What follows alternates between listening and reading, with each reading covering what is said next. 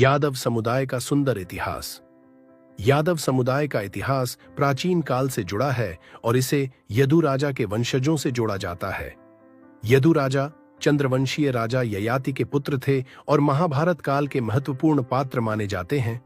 यदु वंश में ही आगे चलकर भगवान श्री कृष्ण और बलराम का जन्म हुआ, जिन्होंने समाज में धर्म, न्याय और सत्य की स्थापना की। यादव समुदाय क्षत्रिय वर्ग में गिना जाता है, जिसका कर्तव्य केवल राज्य की सुरक्षा करना नहीं, बल्कि अन्याय और कुरीतियों को समाप्त कर समाज को सतमार्ग पर ले जाना भी है। वीडियो अंत तक जरूर देखें ताकि सभी जानकारी मिल सके। यदु वंश महाभारत से जुड़ा है और गोपाल वंश नेपाल के प्राचीन काल के शासक था।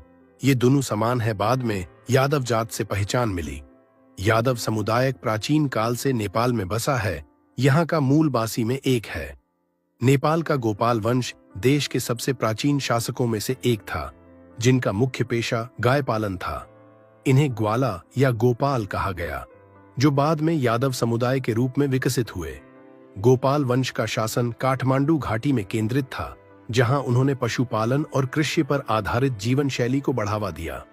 गोपाल वंश के बाद महिषपाल और फिर किरात वंश ने शासन किया, लेकिन गोपालों की पशुपालन परंपरा आगे चलकर यादव वंश में जानी गई। यादव, जो भगवान कृष्ण के कुल से जुड़े माने जाते हैं, भारत के साथ साथ नेपाल के तराई और मधेश क्षेत्र में भी प्रमुखता से बस गए। नेपाल के यादवों ने पारंपरिक ग्वाला जीवन और सांस्कृतिक पहचान को बनाए रखा है। यादवों का यह दायित्व रहा है कि वे धर्म और न्याय के पथ पर चलकर समाज में संतुलन स्थापित करें। भगवान श्री कृष्ण ने गीता में कर्तव्य और धर्म के महत्व पर बल दिया, जो यादव समुदाय के जीवन दर्शन का आधार है। उनका जीवन यह सिखाता है कि संकट के समय केवल बाहरी शत्रुओं से रक्षा करना पर्याप्त नहीं है, बल्कि धर्म युद्ध में सत्य और न्याय का साथ देना भी आवश्यक है।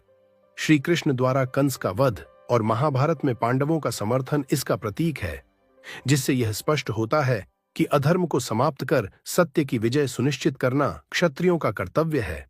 यादव समुदाय ने सेना, पुलिस और अन्य सुरक्षा निकायों में महत्वपूर्ण भूमिका निभाने के साथ साथ आर्थिक और सामाजिक सेवा के हर क्षेत्र में अपना उल्लेखनीय योगदान दिया है।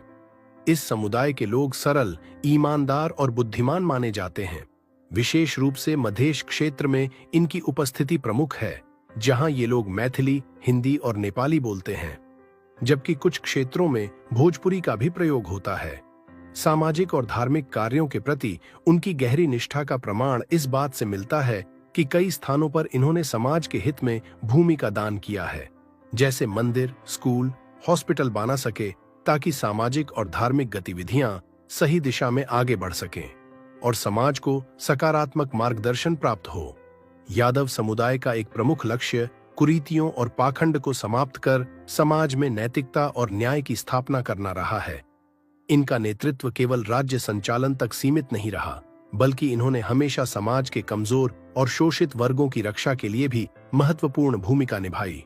श्री कृष्ण के उदाहरण के अनुरूप यादवों ने समय समय पर अन्याय और शोषण के खिलाफ संघर्ष कर समाज को सही दिशा दिखाने का प्रयास किया है। यादव समुदाय का पारंपरिक जुड़ाव कृषि और पशुपालन से रहा है, जिससे न केवल उन्होंने समाज को आर्थिक रूप से आत्मनिर्भर बनाया, बल्कि पर्यावरण और प्रकृति के साथ सामंजस्य भी बनाए रखा। गोप, ग्वाला और अहीर के रूप में उनकी भूमिका ने समाज में सहयोग, परिश्रम और सेवा के आदर्श स्थापित किए। नेपाल और भारत के ग्रामीण समाज में यह समुदाय दुग्ध उत्पादन और पशुपालन में विशेष योगदान देता है। यादव समाज अपनी सांस्कृतिक धरोहर को संजोए हुए है और कृष्ण जन्माष्टमी, जितिया, दशैं, दीपावली, छठ जैसे त्योहार धूमधाम से मनाता है। कृष्ण जन्माष्टमी विशेष रूप से भगवान श्री कृष्ण के प्रति उनकी गहरी आस्था को दर्शाता है। समाज में सादगी, ईमानदारी और धार्मिक आस्था उनके जीवन मूल्यों का प्रतिबिंब है। नेपाल और भारत के विभिन्न हिस्सों में यादव समुदाय अपनी सांस्कृतिक और धार्मिक परंपराओं को आगे बढ़ा रहा है। 21वीं शताब्दी में यादव समुदाय ने राजनीति और सामाजिक सुधार में सक्रिय भूमिका निभाई। इन्होंने शिक्षा और रोजगार के क्षेत्रों में भी प्रगति की है। नेपाल के कई क्षेत्रों में सरकारी नौकरियों और राजनीति में इस समुदाय का प्रभाव देखा जा सकता है। नेपाल के प्रथम राष्ट्रपति रामवरण यादव, मंत्री राजकिशोर यादव, चित्रलेखा शिक्षा मंत्री और उपेंद्र यादव जैसे नेता इस समुदाय के गौरव को दर्शाते हैं। यादवों का जीवन दर्शन सद्भाव, समर्पण और कर्तव्य परायणता पर आधारित रहा है। श्री कृष्ण का संदेश, जो धर्म और सत्य के मार्ग पर चलता है, वही विजय प्राप्त करता है, यादवों की संस्कृति का मूलभूत सिद्धांत है। उनका कर्तव्य केवल सुरक्षा तक सीमित नहीं रहा, बल्कि समाज को धर्म, न्याय और नैतिकता के पथ पर आगे बढ़ाना भी उनका प्रमुख लक्ष्य रहा है। कुरीतियों और अंधविश्वासों से मुक्ति दिलाना और शिक्षा, परंपरा तथा आध्यात्मिकता के संतुलन से समाज का विकास करना यादवों का आदर्श रहा है। ये वीडियो आपको कैसा लगा?